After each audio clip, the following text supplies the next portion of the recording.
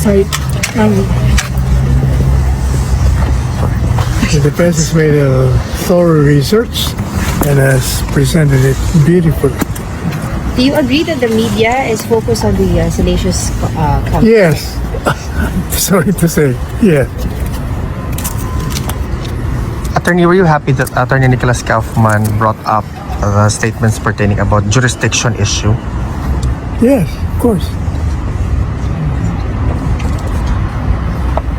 So far, you are very happy with the presentation inside.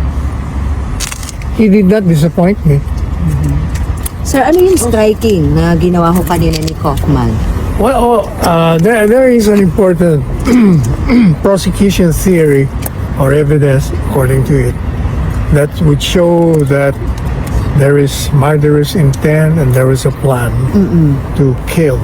And that was the document circular of the PNP, which it highlighted on the word neutralize. Opo. And yet the very document says that you should effect the arrest following the laws as well as the rules on engagement. And that's why Attorney Kaufman was saying, you're presenting a document which is against your own case. Because that very document shows that the PNP is following the laws of the country.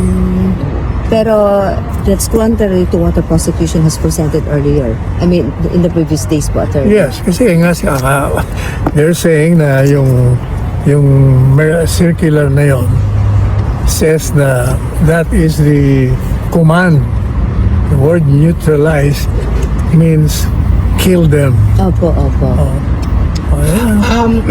Attorney, sinabi po ni Attorney Kaufman na walang ebidensya, there's no sufficient grounds. There's what? Yeah. No sufficient grounds. Okay.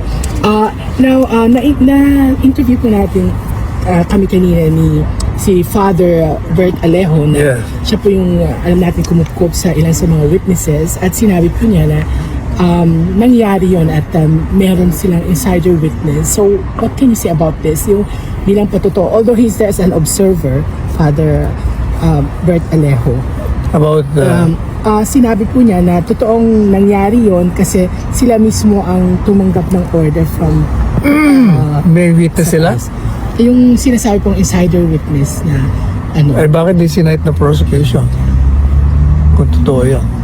That should have been cited with the prosecution that it has a witness who will testify directly that the president ordered him or her to effect Karamihan po the ng killing. So most of the, yun na nga, Attorney Kaufman has cited mostly yung sa prosecution, puro speeches lang yung kanilang the speeches of former President Duterte. Plus yung circular, yun nga ang inaano na, yung speech tapos yung circular parang 1 plus 1 equals 2. Eh, pero lumalabas ngayon, the very document itself destroys your cause. What is your comment also doon sa pagbanat ni Kaufman na tungkol sa crime against humanity allegation laban kay Duterte, saying na hindi naman buong civilian population ang tinarget? Well, that's very true. Yeah. It's not the entire. Can you imagine 100, how many? 110 million Filipinos? If you will follow the prosecution's theory, Mr. Duterte, when he declared war on drugs, he was targeting the entire population. As correctly pointed out by Attorney Kaufman, it was only limited to those perceived to be or suspected to be criminals. But sabi din po niya, napakaliit daw ng mga bilang ng mga napatay kumpara sa libo-libong mga lehitimong naaresto. But even if maliit yung bilang ng mga namatay, these are lives lost. That is not the number one. How will you explain that there are more than 100 policemen killed during police drug operation? More than 100 also, and the record will show that, have been seriously injured. If it is true that these people were killed senselessly, defenseless, how would you explain that? So, paano napatay itong mga pulis na ito? Paano ito nasugatan? Kung walang as according to the prosecution, never na naglaban. Talaga may mamamatay pag you're involved in a drug syndicate and you're addicted to it. Talaga may hindi ka susuko ng peacefully. Talagang lalaban at lalaban. Dinefine din po ni Kaufman yung salitang tokhang, means knock and plead.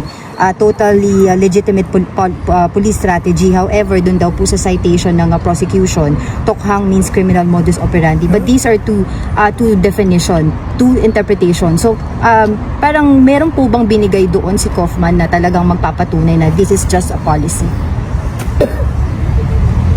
As explained by Senator Bato when he was still the Chief PNP, yun ang meaning na binigay niya.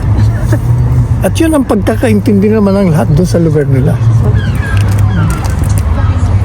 So, attorney, in a nutshell, for the 2 sessions ngayong kanyang umaga at ngayong tanghali, kayo ho ba ay satisfied with the way, attorney? As I said, he did not disappoint me. Okay.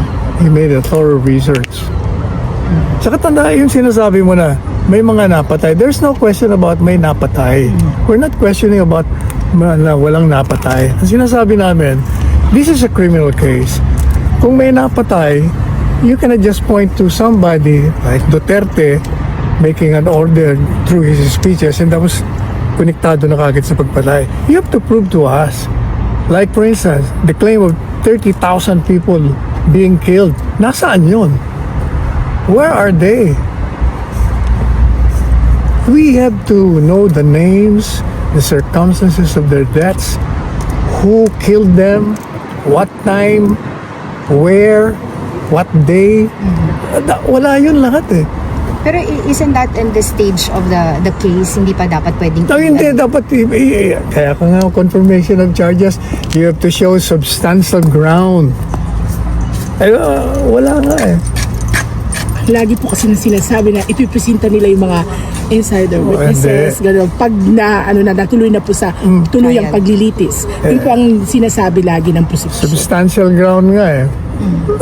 Dapat pinipresenta na nila yan.